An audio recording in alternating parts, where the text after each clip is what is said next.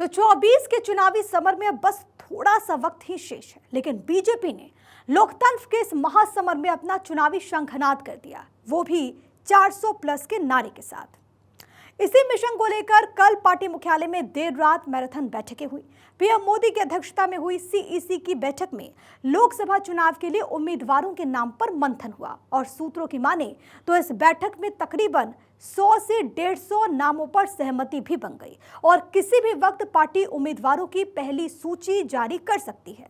इसीलिए आज 24 के चक्रवर्ती में हम बीजेपी के संभावित लिस्ट को तो डिकोड करेंगे ही, यूपी में एनडीए की सीट शेयरिंग फॉर्मूले पर भी चर्चा होगी। लेकिन सबसे पहले बात प्रधानमंत्री नरेंद्र मोदी की, क्योंकि माना यह जा रहा है कि बीजेपी की जो पहली लिस्ट आएगी उसमें प्रधानमंत्री नरेंद्र मोदी का नाम सबसे ऊपर होगा और बीते 2 बार की तरह वो इस बार भी वाराणसी से बीजेपी के उम्मीदवार होंगे, यानी कि लगातार तीसरी बार। अब जरा 2014 का वो दिन याद कीजिए जब बीजेपी के प्रधानमंत्री उम्मीदवार घोषित होने के बाद पीएम मोदी नामांकन के लिए वाराणसी पहुंचे थे। उस वक्त की तस्वीर आपकी टीवी स्क्रीन पर। उन्होंने इस दौरान कहा था कि पहले मैं सोच रहा था कि भारतीय जनता पार्टी ने मुझे यहां भेजा है, फिर लगता है शायद मैं काशी जा रहा हूं, लेकिन आज यहां आने के बाद मुझे लगता है कि ना किसी ने मुझे भेजा है, ना मैं यहां आया हूं, मुझे तो मां गंगा ने बुलाया है।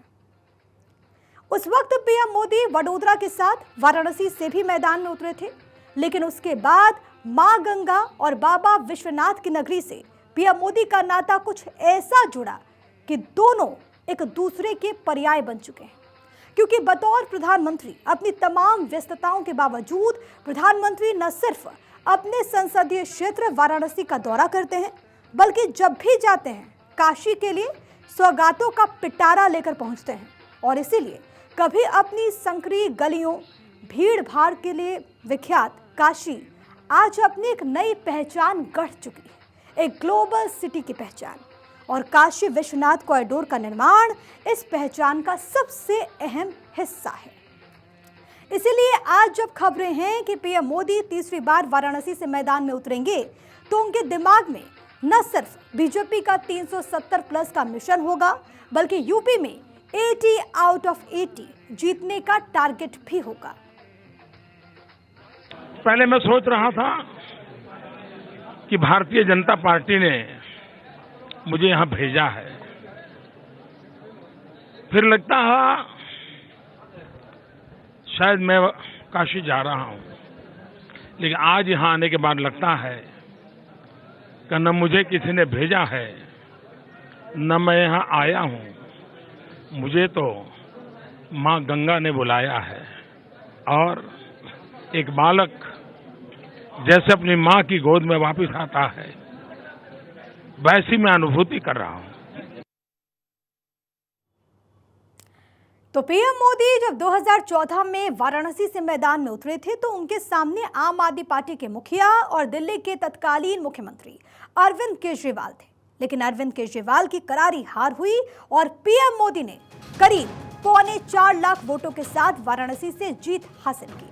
इसी तरह साल 2019 में पीएम मोदी का मुकाबला समाजवादी पार्टी और बीएसपी की साझा उम्मीदवार शालिनी यादव से था और पीएम ने इस बार करीब 4,80,000 वोटों से जीत का नया रिकॉर्ड बनाया था।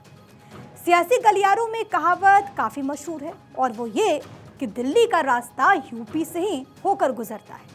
इसीलिए जब पीएम मोदी ने वाराणसी को अपनी कर्म भूमि चुना, तो इसका सीधा असर यूपी ही नहीं पूरे देश पर नजर आया। और 2014 में बीजेपी गठबंधन ने कुल 282 सीटों पर जीत दर्ज कर बहुमत हासिल किया, जिसमें 73 सीट तो अकेले यूपी की थी।